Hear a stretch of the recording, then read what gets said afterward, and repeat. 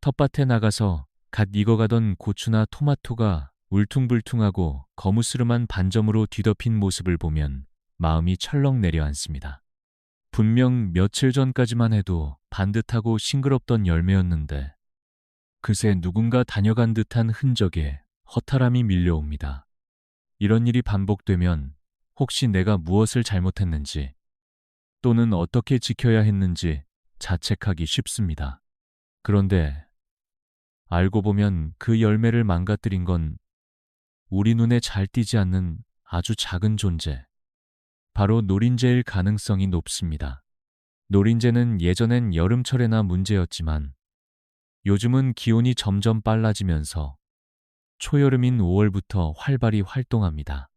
이 작은 해충은 고추, 토마토, 콩, 심지어 과일까지 가리지 않고 물어뜯고 흡집하여 작물의 가치를 떨어뜨립니다. 문제는 겉으로 티가 안 나는 시기에도 이미 밭 여기저기서 활동을 시작했다는 점입니다. 정작 알아챘을 때는 피해가 커져 있는 경우가 많고 그제야 뒤늦게 방제에 나서도 이미 때를 놓친 일이 다반사입니다. 그래서 이번에는 노린재를 초기에 발견하고 철저히 방제할 수 있도록 도와드리려 합니다. 작물마다 조금씩 다르지만 공통적으로 적용할 수 있는 관찰법과 물리적 제거법, 농약과 유기농 자재를 이용한 방제법까지 자세히 알려드릴 테니 함께 천천히 살펴보시길 바랍니다. 이 영상이 끝날 즈음에는 어떤 해충이 숨어 있어도 더 이상 두렵지 않을 만큼 든든한 마음이 되시길 바랍니다. 앞에서 노린재가 얼마나 조용히 그리고 빠르게 텃밭을 위협하는 존재인지 이야기했는데 이 해충을 제대로 막기 위해서는 먼저 노린재가 어떤 생애를 거쳐 자라는지 이해하는 것이 중요합니다. 노린재의 피해가 반복되는 가장 큰 이유는 바로 그 번식력과 생존력이 생각보다 훨씬 강하기 때문입니다. 노린재 성충은 주로 잎의 뒷면이나 줄기 그늘진 곳에 여러 개의 알을 한꺼번에 낳습니다. 이 알들은 작은 공 모양이나 원통 모양을 하고 있으며 색깔도 흰색에서 연한 노란빛, 연두색까지 다양해 눈에 익숙해지면 비교적 쉽게 구별할 수 있습니다. 알에서 깨어난 약충은 날개만 없을 뿐 이미 성충과 거의 비슷한 모습을 하고 있으며 이 시기부터 작물의 즙을 빨아먹기 시작합니다.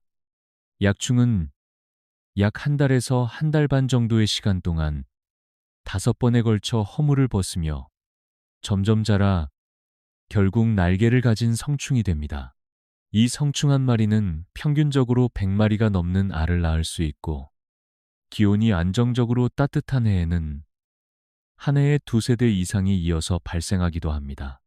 문제는 이 모든 단계의 노린재가 예외 없이 작물에 피해를 준다는 점입니다.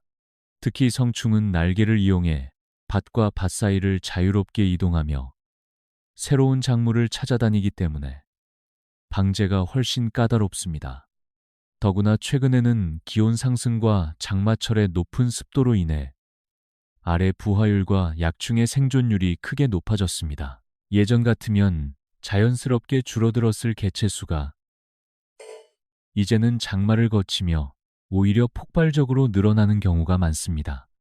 이렇게 늘어난 노린재들은 수분을 잔뜩 머금은 열매에 주사기처럼 입을 찔러 넣어 조직을 손상시키고 그 상처를 통해 병원균까지 침투하게 만듭니다. 그래서 7월 말부터 9월 초까지는 단순한 해충 피해를 넘어 수확 자체를 위협하는 시기가 됩니다. 이 시기를 이해하는 것이야말로 노린재 방제의 첫걸음이라 할 수 있습니다. 이처럼 노린재의 생애와 번식 주기를 이해했다면 이제는 어떻게 하면 이 해충이 우리 작물에 피해를 주기 전에 미리 발견할 수 있을지를 알아야 합니다. 사실 노린재는 겉으로 보기에 눈에 잘 띄는 해충이 아닙니다. 낮 동안에는 주로 잎 뒷면이나 줄기 그늘에 숨어 있기 때문에 그냥 지나치기 쉽고 작물 위에 딱히 벌레가 보이지 않더라도 이미 피해는 시작된 상태일 수 있습니다. 그래서 노린재를 조기에 발견하려면 몇 가지 뚜렷한 흔적을 기억해 두는 것이 좋습니다. 첫 번째로 확인할 수 있는 건 열매 표면에 생긴 아주 작은 흰색 점입니다. 바늘로 찌른 듯한 이 자국은 노린재가 주사기처럼 생긴 입으로 열매를 찌른 흔적이며, 시간이 지나면서 그 주변이 눌리거나 거무스름하게 변색됩니다. 두 번째는 열매의 형태 변화입니다. 토마토나 고추가 고르지 않게 울퉁불퉁하거나 찌그러져 있다면 그 안에서 조직이 손상되었을 가능성이 높습니다. 세 번째로는 씨앗의 상태를 확인해 보는 방법이 있습니다.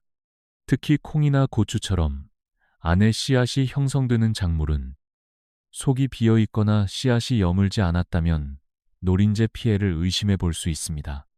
또한 노린재는 어린 시절부터 잎사귀에 피해를 주기 때문에 이른 아침, 특히 이슬이 맺힌 시간대에 잎 뒷면을 살펴보는 것이 효과적입니다. 이 시간대에는 해충의 움직임이 느려지고 날개가 젖어 있어 위장의 효과가 떨어지기 때문에 눈에 잘 띕니다.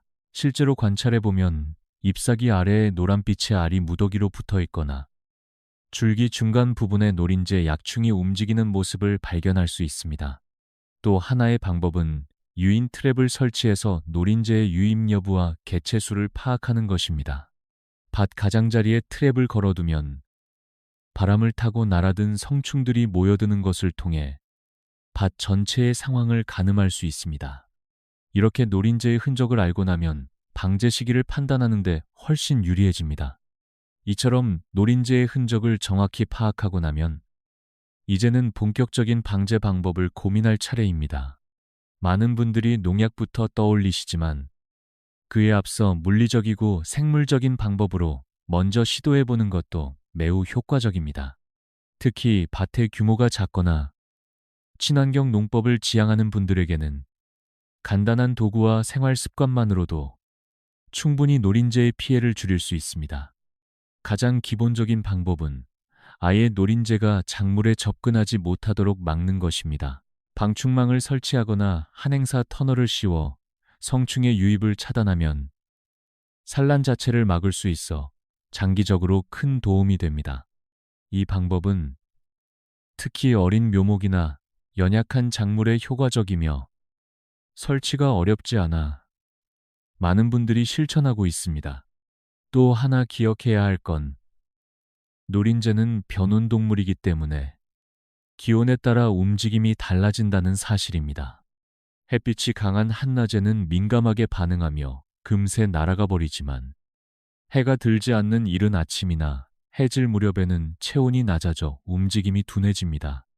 이 시간을 노려 잎사귀를 조심스럽게 뒤집어 보면 성충이나 약충을 손으로 직접 잡을 수 있으며, 이렇게 수시로 밭을 살피는 것만으로도 해충의 밀도를 줄이는 데 큰 역할을 합니다.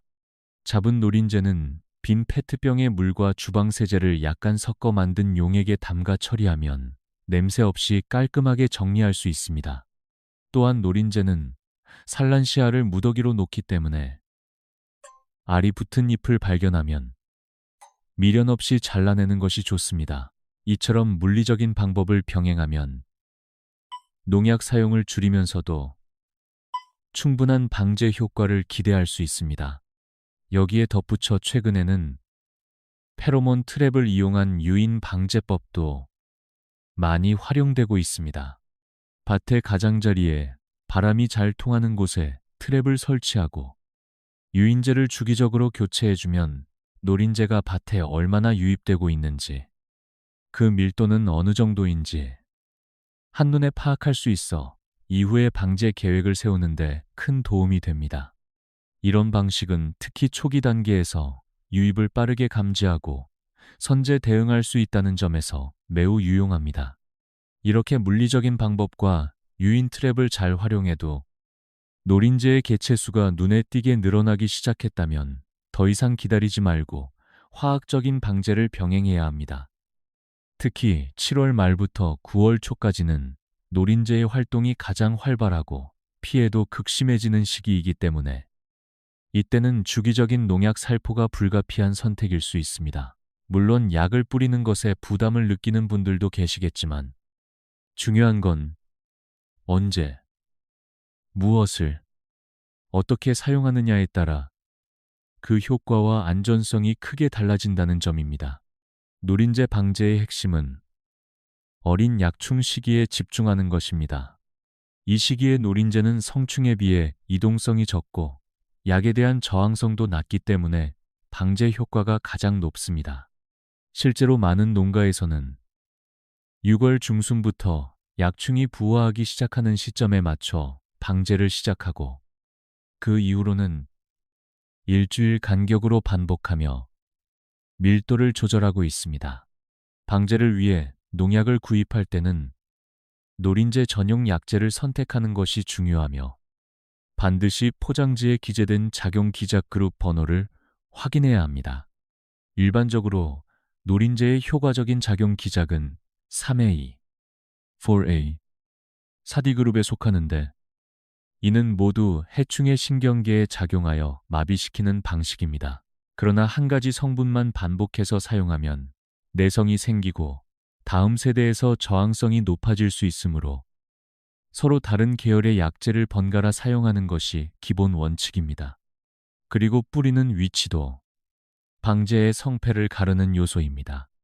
노린재는 몸통 등껍질이 단단해 약이 쉽게 스며들지 않기 때문에 뒷배나 다리 같은 연한 부위를 중심으로 충분히 분사해주는 것이 중요합니다. 이때 분무기의 노즐을 위쪽이 아닌 아래에서 위로 향하게 하여 잎 뒷면이나 줄기 아랫부분까지 골고루 약이 닿도록 해야 하며 약을 직접 맞지 않더라도 해충이 기어다니며 약품에 노출될 수 있도록 밭 전체를 코팅하듯 살포하는 것이 좋습니다. 간혹 약을 뿌린 뒤에도 살아있는 노린재를 보면 걱정하시는 분들이 있지만 노린재는 파리처럼 즉시 죽는 해충이 아니며 약효가 서서히 축적되어 며칠 안에 신경계가 마비되며 결국 활동을 멈추게 됩니다. 그러니 너무 성급하게 판단하지 말고 정해진 간격에 맞춰 지속적으로 방제하는 것이 무엇보다 중요합니다. 이처럼 농약을 활용한 화학적인 방제가 일정 부분 필요하지만 해마다 약재에 대한 걱정이나 잔류 성분에 민감한 분들도 적지 않기 때문에 조금 더 부드럽고 자연 친화적인 방제 방법을 찾는 분들도 많습니다. 특히 가족과 함께 먹을 작물을 키우는 텃밭에서는 화학약품 대신 유기농 자재를 활용해 방제하는 방법이 꾸준히 관심을 받고 있습니다. 그 중에서도 최근 가장 주목받고 있는 성분이 바로 냉압착 오렌지 오일입니다. 오렌지 껍질에서 추출한 이 오일은 상큼한 향기를 지니고 있으면서도 벌레에게는 강한 살충 효과를 발휘합니다. 주요 성분인 디리모네는 곤충의 몸을 덮고 있는 얇은 왁스층을 녹여버려 몸속 수분이 빠르게 증발하도록 만드는데 이는 물리적인 방식으로 벌레를 제거하는 원리이기 때문에 내성에 대한 우려가 적고 빠른 효과를 기대할 수 있습니다. 또한 오렌지 오일은 노린재뿐만 아니라 진딧물, 총채벌레, 나방 유충 등 다양한 해충에게도 효과적이며 곰팡이 균사에도 작용해 살균 효과까지 겸할 수 있습니다. 실제로 사용해보면 특유의 자극적인 약냄새 대신 상큼한 오렌지 향이 나기 때문에 사용자의 거부감이 적고 가축이나 사람에게 해가 없어 안심하고 사용할 수 있다는 점도 큰 장점입니다. 오렌지 오일을 활용한 유기농 자재 중에서는 프리반 골드라는 제품이 특히 많이 알려져 있습니다.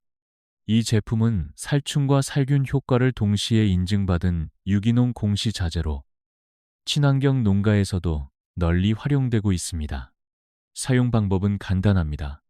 물 한 말에 프리반 골드를 일정량 넣어 잘 흔들어 섞은 뒤 해가 뜨기 전 이른 아침이나 해질 무렵에 작물의 앞면과 뒷면에 골고루 흠뻑 뿌려주기만 하면 됩니다. 특히 약재가 잎 표면에 맺히지 않고 잘 퍼지도록 표면 장력을 낮춰주는 역할까지 하므로 함께 사용하는 다른 약재의 효과도 높여주는 전착제로 활용할 수 있습니다. 이렇게 유기농 자재를 꾸준히 사용하면 농약 사용량을 줄이면서도 일정 수준 이상의 방제 효과를 지속적으로 유지할 수 있어 장기적인 농사 관리에 좋은 선택이 됩니다. 이처럼 유기농 자재를 활용한 방제 방법까지 익혔다면 이제는 노린재와의 싸움을 단순히 단기적인 문제로 보지 않고 텃밭을 꾸준히 관리해 나가는 하나의 생활 습관으로 받아들이는 것이 중요합니다. 실제로 노린재는 한 번 없앤다고 해서 완전히 사라지는 해충이 아니며 해마다 기온과 습도에 따라 다시금 발생할 수 있는 가능성이 높기 때문에 지속적인 관심과 점검이 필요합니다. 무엇보다 중요한 건 평소에 밭을 자주 둘러보며 작은 변화에도 민감하게 반응하는 자세입니다. 일주일에 2번 정도만이라도 작물의 잎 뒷면을 살펴보고 알이나 약충의 흔적을 발견하면 바로 제거해 주는 것만으로도 피해를 크게 줄일 수 있습니다. 또 작물 사이사이에 햇빛이 잘 들도록 가지를 적절히 정리해 주면 해충이 숨어들 틈을 줄이고 통풍을 개선하여 작물의 건강도 함께 지킬 수 있습니다.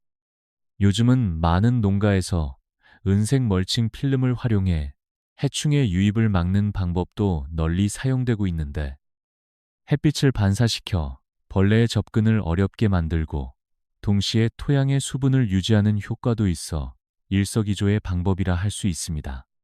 뿐만 아니라 주변 밭과의 연계도 중요합니다. 앞서 말했듯이 노린재는 최대 5km 이상 이동할 수 있기 때문에 나 혼자만 열심히 관리한다고 해도 이웃 밭에서 유입될 수 있습니다. 가능하다면 인근 농가와 함께 방제 시기를 맞춰 움직이거나 정보를 공유하며 서로의 밭을 지켜주는 협력이 필요합니다. 특히 수확 이후에는 고추대나 콩대 같은 작물 잔재를 정리하고 잡초나 낙엽더미처럼 해충이 월동할 수 있는 장소를 없애주는 것도 빼놓지 말아야 합니다. 이렇게 작은 습관이 모여 결국 한 해 농사의 결과를 바꾸는 힘이 되며 노린재로부터 자유로운 텃밭을 만드는 지름길이 되어줍니다. 이처럼 평소의 작은 실천과 이웃과의 협력이 모이면 노린재의 위협도 더 이상 두렵지 않은 존재로 바뀔 수 있습니다. 우리가 매일 조금씩 관찰하고 한 번 더 손을 내밀어 잎을 들춰보고 때맞춰 덫을 설치하고 해가 뜨기 전이나 지기 전에 작물에 정성스럽게 약을 뿌리는 그 모든 순간들이 결국은 우리 텃밭을 지키는 가장 확실한 방법입니다. 다시 한번 정리해보면 첫째는 노린재의 흔적을 빠르게 발견하는 관찰력입니다.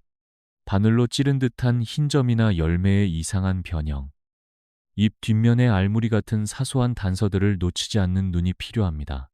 둘째는 시기를 놓치지 않는 방제입니다. 7월 말부터 9월 초까지는 집중적인 대응이 반드시 필요하며 물리적 방법부터 화학적 방제, 유기농 자재까지 상황에 맞게 적절히 조합해야 효과가 극대화됩니다. 셋째는 농약 사용 시에는 작용기작이 다른 약재를 교차 사용하고 안전한 살포법을 지켜야 합니다. 넷째는 냉압 오렌지 오일과 같은 유기농 자재를 꾸준히 활용해 장기적으로 해충 밀도를 낮추는 방향으로 관리하는 것입니다. 마지막으로 텃밭의 주변 환경을 정비하고 해충이 숨을 틈을 주지 않는 것이 전체적인 밭의 건강을 지키는 기초가 됩니다. 텃밭을 돌보는 일은 단순히 채소를 기르는 것이 아니라 계절을 느끼고 생명을 지키는 일입니다. 노린재는 분명 까다로운 존재지만 우리가 가진 손길과 눈길, 그리고 매일의 관심이 있다면 충분히 이겨낼 수 있는 상대입니다. 올가을 수확의 기쁨이 여러분의 노력과 정성으로 더 크게 열매 맺기를 진심으로 바랍니다. 이 영상이 도움이 되셨다면 주변 분들과 함께 나누어 더욱 많은 텃밭이 건강하게 지켜지기를 바랍니다. 고맙습니다.